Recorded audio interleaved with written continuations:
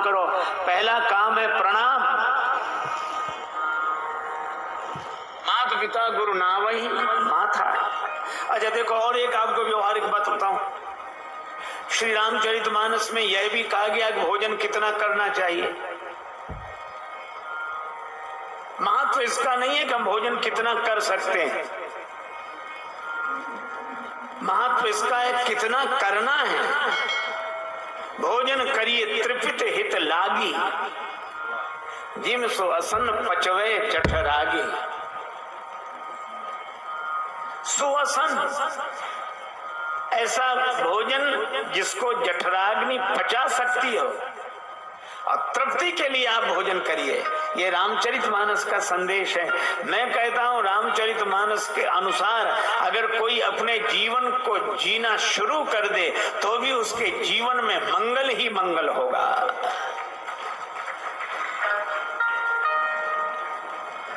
श्री रामचरितमानस में लिखा प्रात नहाई चले रघुराई। क्या लिखा? प्रात नहाई चले रघुराई। सवेरे नहाकर भगवान चल दिए। यह तो नहीं लिखा कि प्रातः ही खाए चले रघुराई। सवेरे से ही पता नहीं क्या क्या खाए जा रहे हैं। बेचारे पेट को थोड़ा भी अवकाश नहीं दे रहे, जो मिले बस। यह भी नहीं विचार कर रहे हैं कि आवश्यक है या नहीं, और यह भी नहीं सोच रहे हैं कि पेट को जरूरत है या नहीं। अच्छा, किसके कहने से पेट भरते जा रहे हैं? रसना के कहने से। एक सज्जन कह रहे थे कि गलती तो जीव की है, फिर ये पेट क्यों भोगता है? किसी की गलती किसी को सजा मिले। हमने कहा विचार करके देखो, रसना के कहने से कोई भोजन करता गया, हो गया पेट खराब। पेट खराब हुआ, बमन हुआ, बुखार आ गया। उसके बाद रसना को कुछ अच्छा लगता है? तुलसी पूर्व पाप से हरि चर्चा न सुहाए, जैसे ज्वर के जोर से भोजन की रुचि जाए। अब मुंह का स्वाद बिगड़ गया। अब रसना कितना भी स्वादिष्ट पदार्थ पाना चाहे, पर जो पदार्थ का वह उपभोग करती है वही खारा। और रामचरितमानस के अनुसार जियो।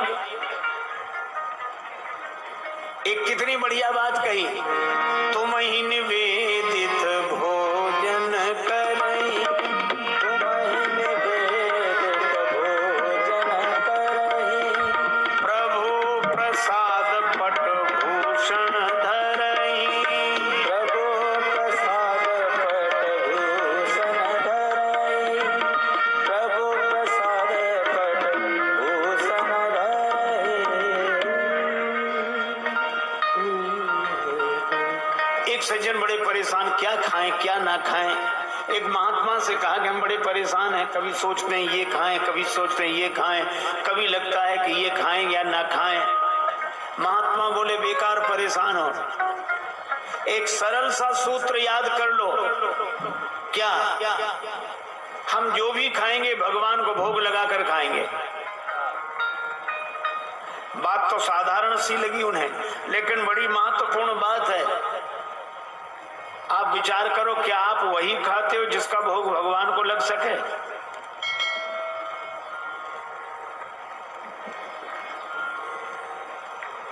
कई लोग परेशान हो जाएंगे इसमें। हमारे ही लोग परेशान हो जाएं।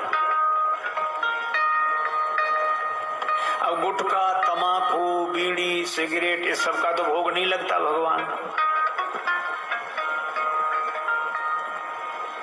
इसलिए भगवान को अर्पण करके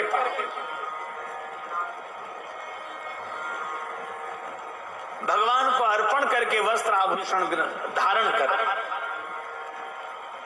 अच्छा, गुरुजी के साथ राम जी लक्ष्मण जी, गुरुजी जागते हैं रात को 12 बजे तक। कहत कथा इतिहास पुरानी, रुचिर रजनी जुग जाम सिरानी। रात के 12 बजे तक गुरुजी कथा कहते हैं।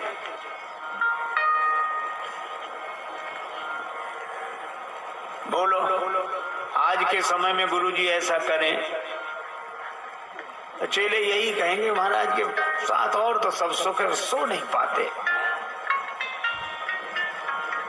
अच्छा, उनसे कहो सवेरे, जब अब आप 12 तो बजा देते हो, सवेरे कैसी जगह? 12 बजे तक गुरुजी जागते हैं, उसके बाद विश्राम करते हैं, तब राम जी उनके चरण दबाते हैं। और गुरुजी बार बार कहते हैं कि राम जी विश्राम करो। और जब राम जी प्रणाम करके शयन करते हैं तो लक्ष्मण जी उनके चरण दबाते हैं। तब पुनि पुनि प्रभु कहे सो बहु ताता, तब लक्ष्मण जी लेट जाते हैं।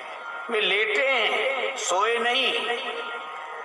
सबसे बाद में लेटे हैं लक्ष्मण जी, सबसे पहले सोए हैं गुरु जी, उनके बाद राम जी, और सबसे बाद में लक्ष्मण जी।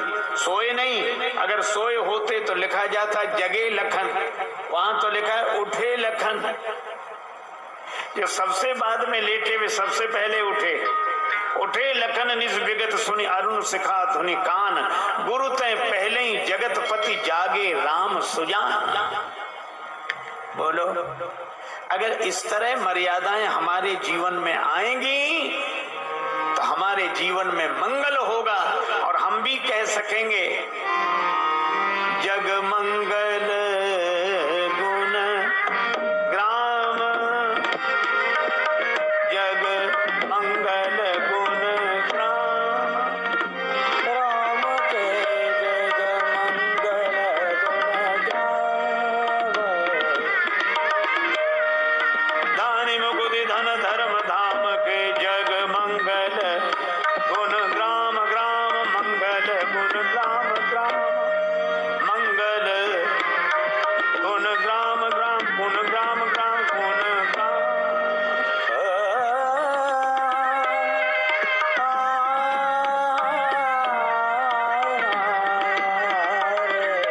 जग मंगल गुण ग्राम, मंगल गुण ग्राम राम के जग मंगल गुण ग्राम, ग्राम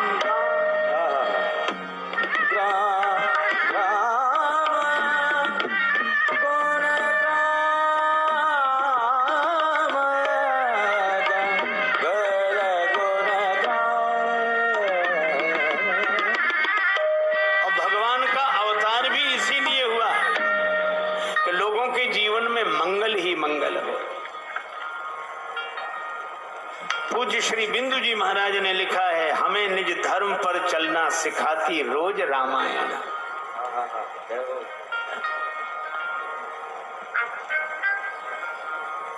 श्री वाल्मीकि जी ने तो राम जी के लिए कहलाया है, रामो विग्रहवान धर्म, राम जी साक्षात धर्म है।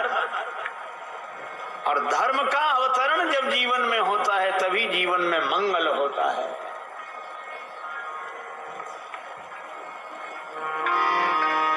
सभी का मंगल।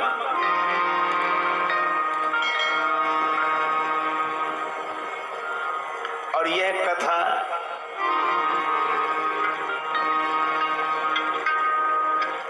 कैसे प्रकट हुई?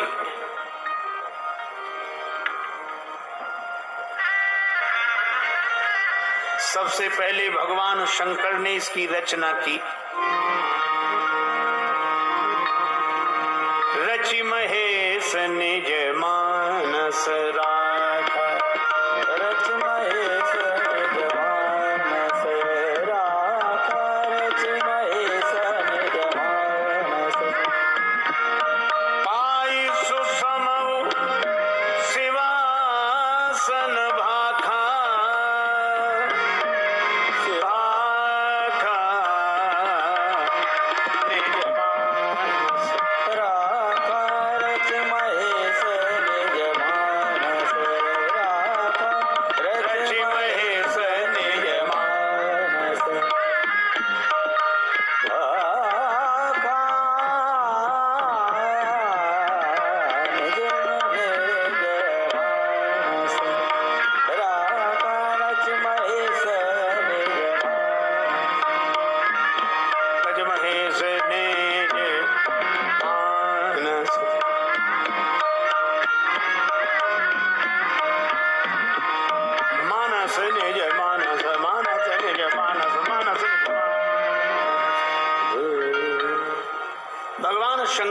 सबसे पहले श्री राम कथा की रचना की, अपने हृदय में छिपा के रख ली। क्यों? क्योंकि भगवान शंकर मानते हैं कि राम कथा के सभी अधिकारी नहीं हैं। यह न कहिए सठही हट सीलही, जो मन लाए न सुन हर लीलही। कहिए न लोभी क्रोधी कामी, जो न भजई सचराचर स्वामी। दुज द्रोही न कब सुनाइए कबहू, सुरपति सरिस हो ये नृप जबहू। इसलिए शंकर जी ने राम कथा रचकर अपने मन में छिपा ली। कोई अधिकारी मिलेगा उसे सुनाएंगे। और श्री राम कथा श्रवण का अधिकारी कौन? का राम कथा के 23 अधिकारी जिनका सत्संगति अति प्यारी, संतों से जिसका प्रेम हो। संतन के संग लाग रे, तेरी बिगड़ी बनेगी। संतन के संग लाग रे, तेरी बिगड़ी बनेगी।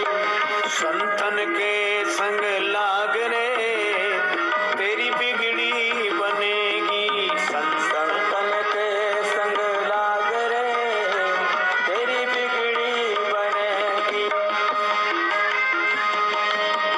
सत्संगति की अद्भुत महिमा, सत्संगति की अद्भुत महिमा। यहाँ मिट जाते दिल के दाग रे, तेरी बिगड़ी बनेगी।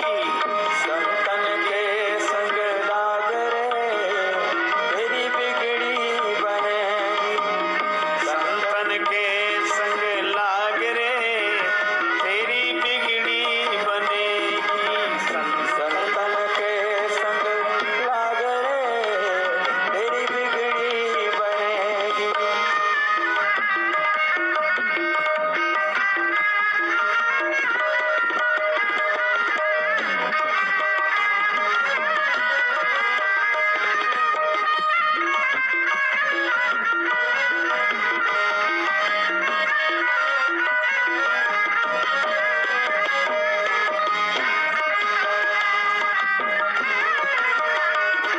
तेरी बिगड़ी बनेगी। संतन के संग लाग रे, तेरी बिगड़ी बनेगी। साधु ते होए न कारज हानि। और जिसे सत्संग प्रिय लगता है, साधुओं का संग प्रिय लगता है, वही श्री राम कथा श्रवण का अधिकारी है। एक महात्मा नाम श्री माधव दास जी महाराज वृंदावन में विराजते थे, पर एक बार श्री जगन्नाथपुरी में गए श्री जगन्नाथ जी के दर्शन के लिए। पुरी में रहते, रोज भिक्षा करने जाते। साधुओं की प्रवृत्ति भिक्षा। एक बुढ़िया के दरवाजे जाएं तो बुढ़िया भिक्षा तो कुछ नहीं देती, गालियां देती। और श्री माधव दास जी उसके यहाँ रोज जाते। किसी ने कहा बाबा वहां क्यों जाते हो, वह तो कुछ देती नहीं, गालियां देती है। श्री माधव दास जी ने कहा कि जो कोई नहीं देता वो देती है, कुछ तो देती है। एक दिन सदा की तरह भिक्षा मांगने गए। वह गालियां देने वाली बुढ़िया आज ज्यादा क्रोध में थी। कपड़े के पोते से घर की पुताई कर रही थी। इतने में बाबा दिखाई पड़े, मैया भिक्षा मिले। उसने गालियां देते हुए कपड़े का पोता ही फेंक कर मारा।